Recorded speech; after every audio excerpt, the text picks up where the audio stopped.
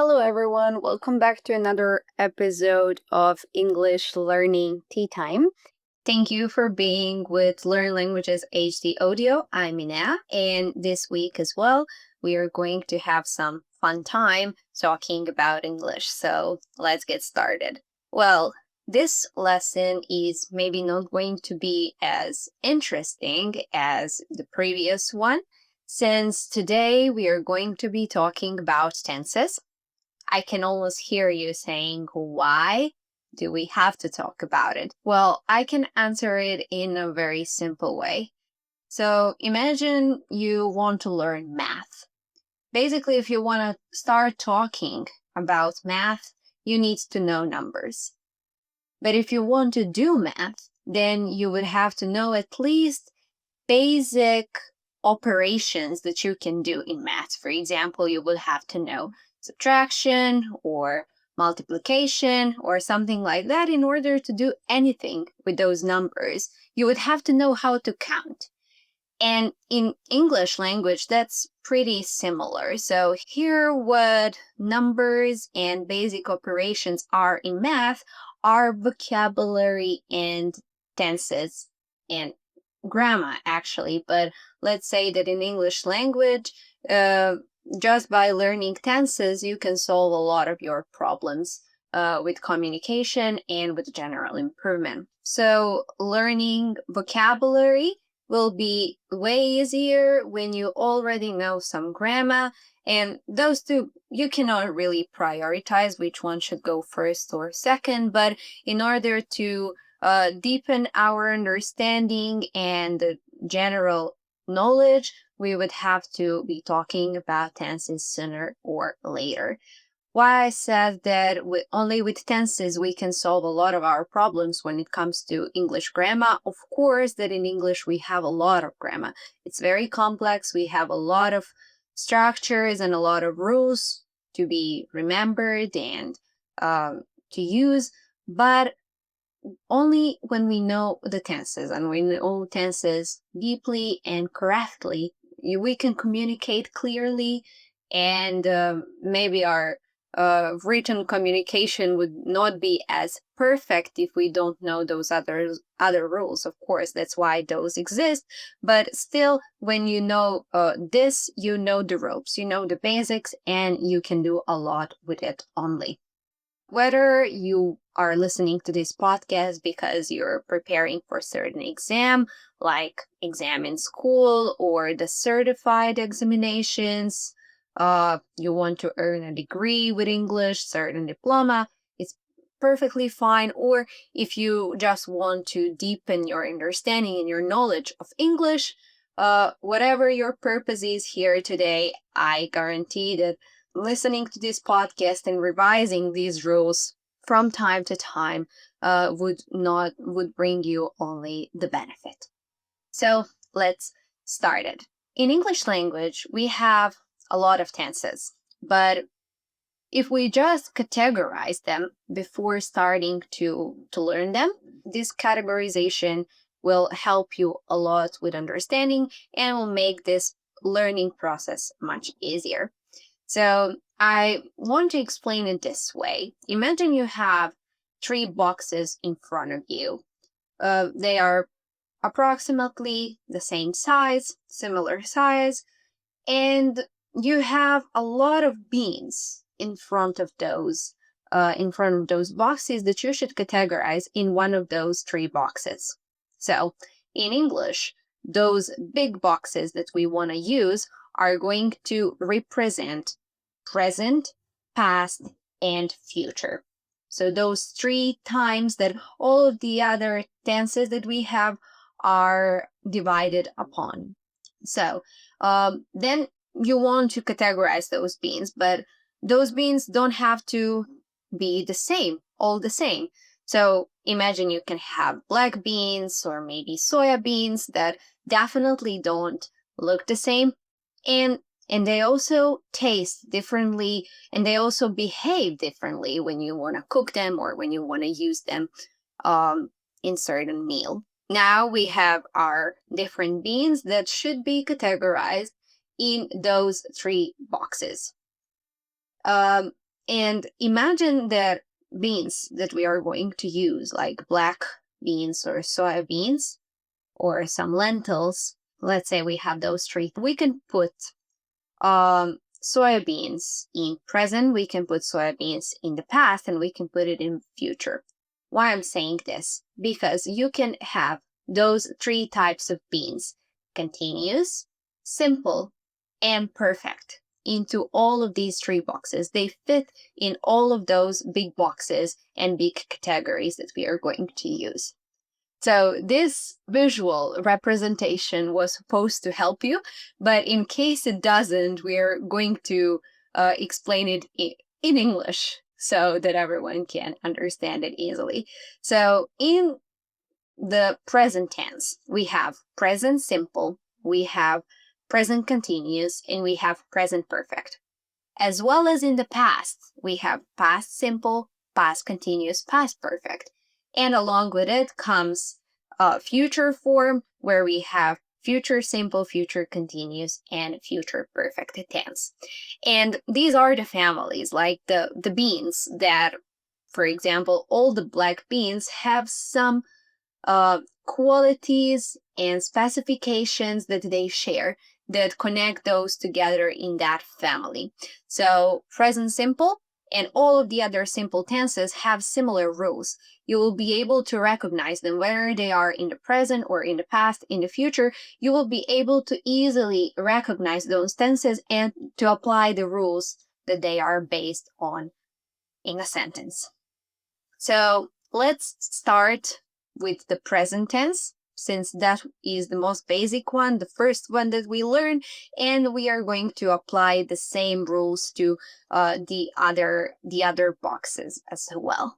Present simple tense, the first and foremost one that we are going to learn. Let's first see why we use it, why we use this present simple tense, because those same reasons why we use it in a present belong to the other boxes. So present simple tense, we use it when we talk about our habits, when we talk about certain actions that we perform daily or regularly. Let's say every morning I wake up at 6 a.m. and at 7 a.m. I drive my car to work. So that's your habit. You repeat that same routine every day, but it doesn't have to be every day. It can be like every year we go to a museum.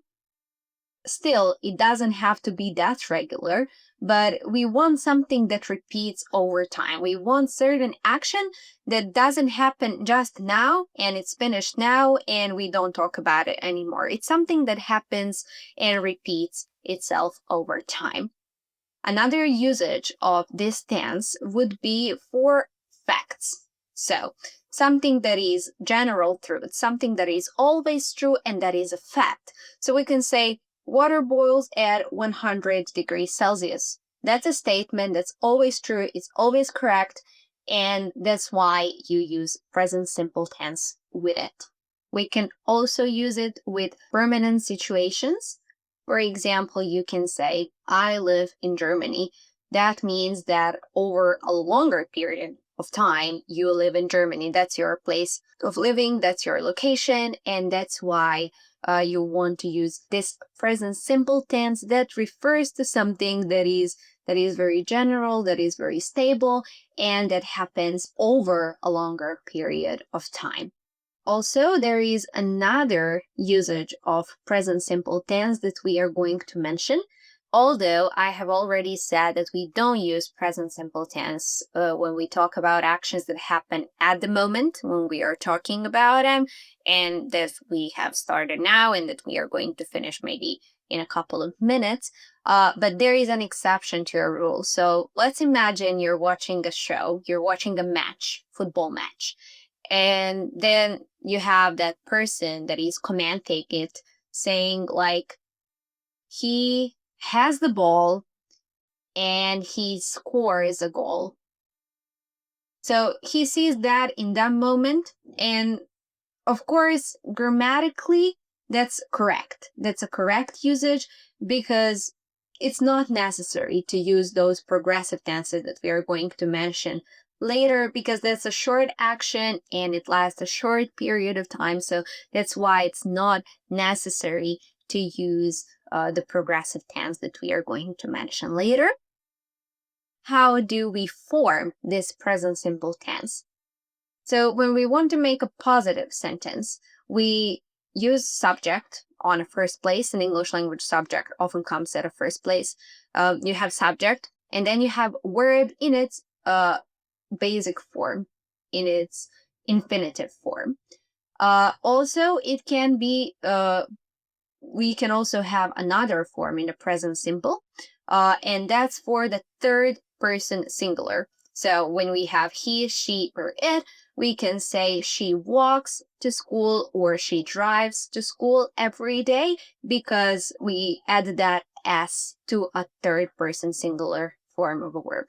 When we want to make it negative, we use a helping auxiliary verb do, and we make it negative. So we say, I don't drive to school every day. But you can also say, she doesn't drive to school every day. So we have do and does as the forms of verb to do, but does comes to a third person singular. There is one thing to notice, that we say, he drives to school every day, but we also say he doesn't drive to school every day. Most of the tenses are going to make their interrogative forms just by inversion. That means that a subject and that auxiliary verb are going to switch the positions. So the subject is no longer on a first position, it's gonna come to a second one, and do or does in this case are going to come to the front. So it's gonna be, does she go to school every day? Does he drive to school every day? Do you wash your car regularly?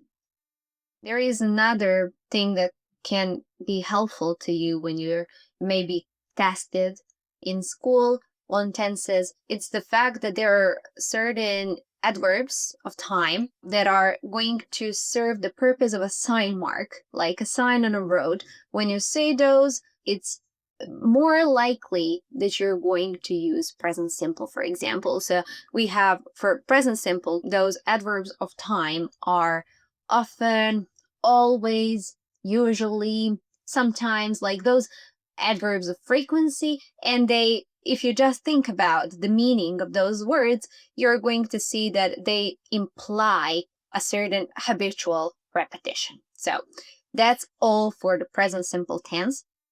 When it comes to a continuous tense, there is a slight difference here. So when we said simple tenses, they refer to an action that lasts some time, but it repeats itself.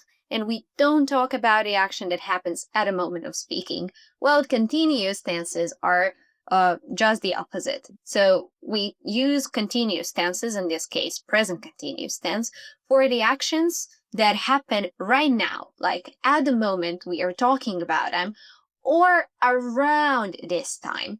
So you can also say, I can't talk right now. I'm talking to my friend, for example. I'll call you later. It was a stupid example, but very, very obvious one. You can also say, I'm reading a book these days. So it doesn't happen right now when you're talking about it with your friend or with me, but it happens these days, like very close to this moment of speaking. We also use it with temporary situations. As we said, we had an example like, I live in Germany, with present simple, which means that that's your permanent residence. That's where people are that people are probably always going to find you, like your location. But if you want to, if you just say it like this, I'm living in Germany now, that refers, like, you didn't change anything in that sentence except for the tense. And that's why those are important. But the meaning completely changed. So an English speaker, if you said, I'm living in Germany now, would understand that that's not your um that's not your residence, that's not where you always live, but at the moment, like for a certain period of time, you're going to be living there. So that's why it's just like a small highlight that's why it's very important to know the tenses, because English speakers, native English speakers, will be able to tell the difference. And you also, when you become a little bit more interested in tenses and when you have some experience with it, you will see, you'll be able to see the difference in the meaning as well. Another usage of this present continuous tense is for annoying habits.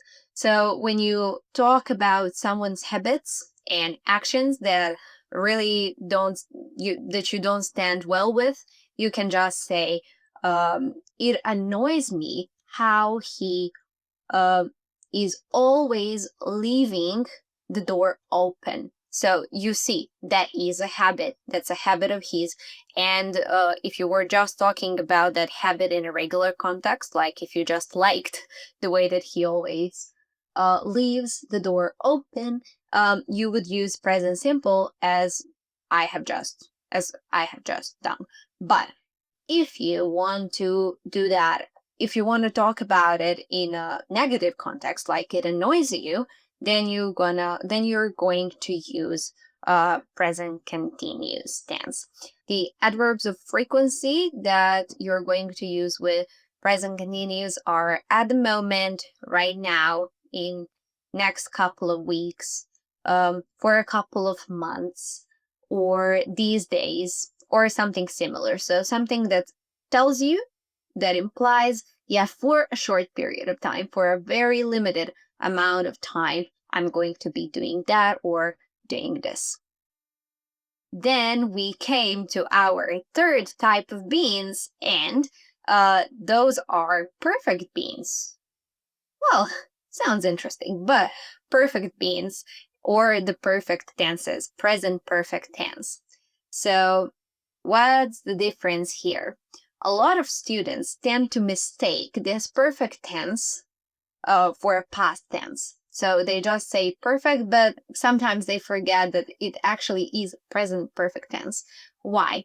Because we use present perfect tense to talk about certain activities that have started in the past, but we still feel the consequences at this present moment. So that's a very important aspect of perfect tenses, that those are the actions that started before or just recently, but that we feel effects now. For example, your parent or your significant other or your spouse or your friend got angry at you because you didn't answer their calls, then you can say, I've lost my phone, so I couldn't call you. So basically the right exact moment when you lost your phone, for example. But that's not very important right now.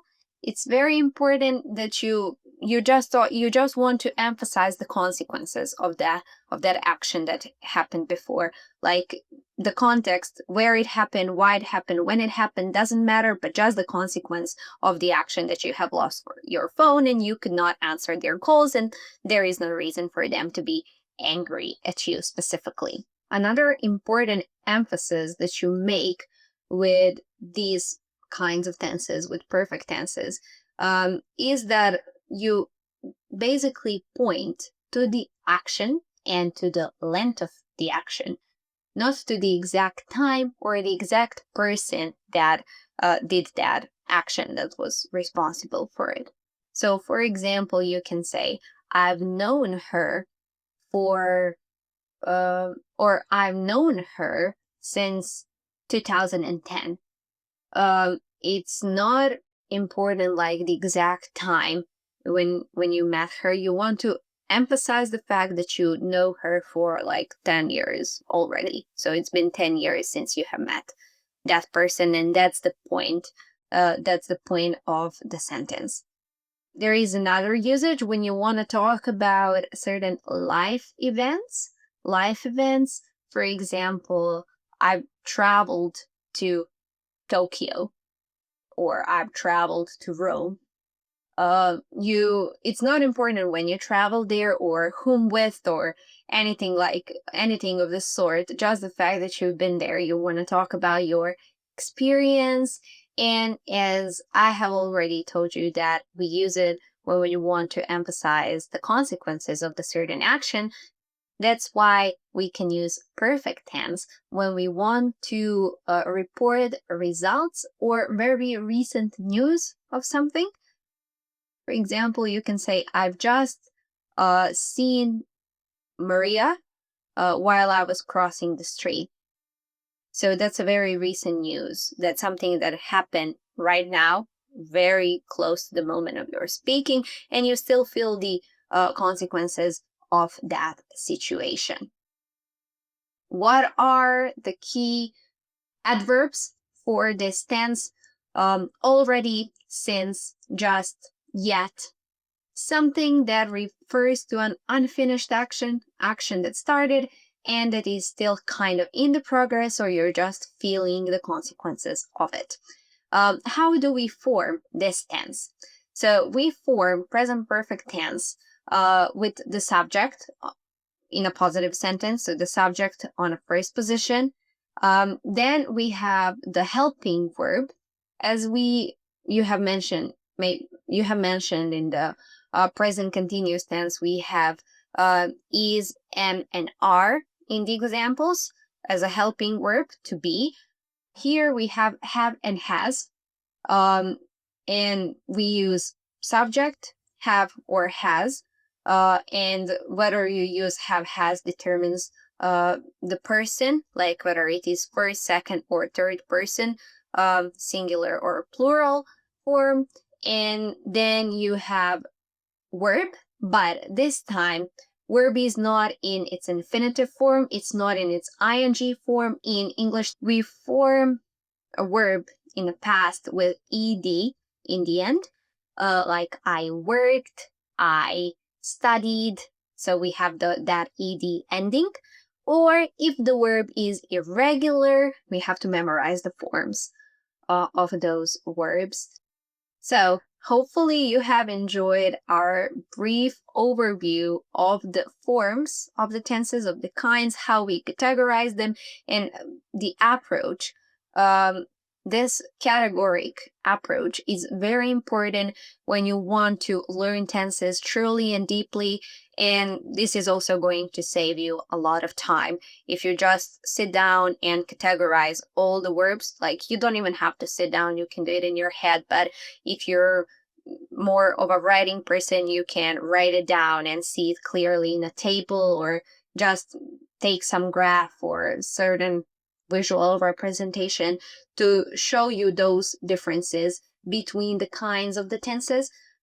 Maybe in some other episode, we are going to cover in depth each of these, or we are going to shift to the past box or the future box, which we are going to do that.